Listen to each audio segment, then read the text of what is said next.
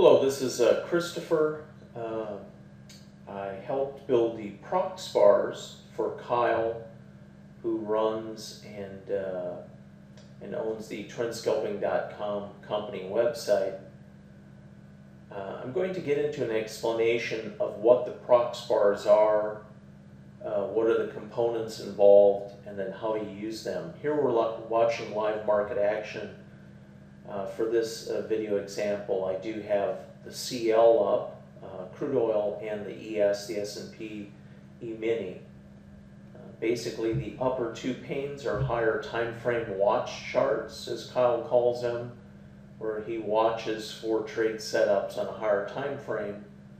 And the lower panes are the entry charts or trade charts, meaning these are the time frames used to look for specific trade entry setups as you're looking for areas that make sense to be a buyer or seller, following trends per his mentalities in the market.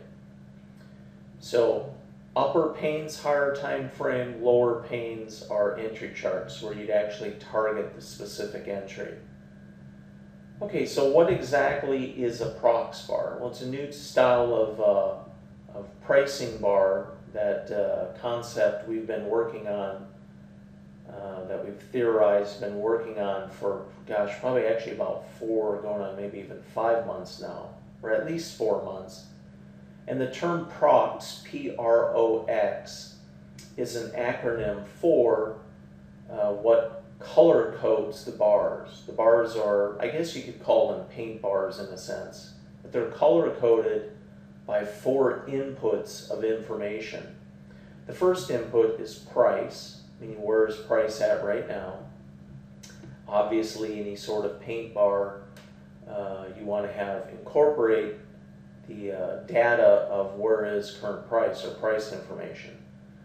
The next thing that we're taking into account is R, in the word PROX, or in the acronym PROX, is R for resistance.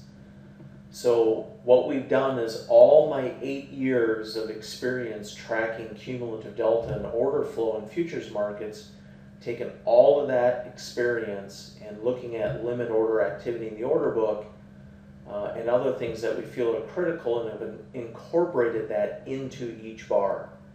So in other words, you don't have to look at a price chart and then 2 or 3 other panes of information down below. So in the next order in the PROX bar is resistance. So within the bars we have an input that's measuring the resistance, meaning we're looking at an input that's set to a specific benchmark for that particular instrument, that's looking at the limit order activity in the order book and measuring the resistance. So we are taking into account what is happening with the limit orders in the order book.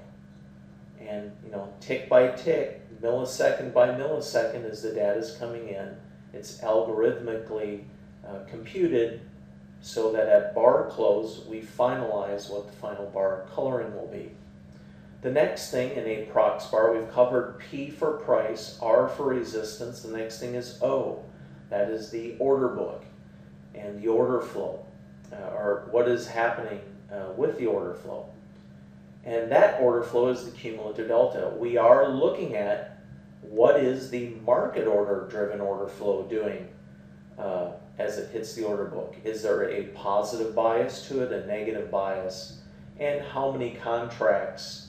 We do have benchmarking criteria to say, okay, we have to have X amount of contracts within a bar to consider it favorable, whether it's buyers in control or sellers.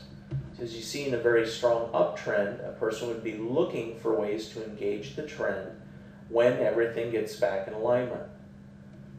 And the third order of business in a PROX bar is tracking the market order driven order flow.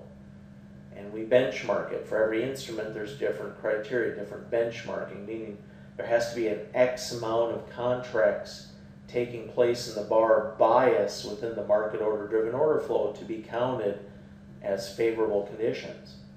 If we have any sort of conflicts in the data, We have yellow bars, just meaning there is something between the order flow, the order book, price, or the next factor I'm going to talk about that are not in confluence, and that's kind of an area where it's almost like caution, meaning we don't have an alignment of things taking place that we're looking at in the 4 inputs. The final input, the X, is what we call the X factor. And all it does is it looks at price positioning in relation to previous pricing levels. So there is some price positioning data that's used to color and control the coloring of the bars. So PROX, price, resistance, order flow, X factor. So it's a new style of bar. We set them up in a Renko style of bar. They do work in others. They work in equal volume bars that is available in Market Delta.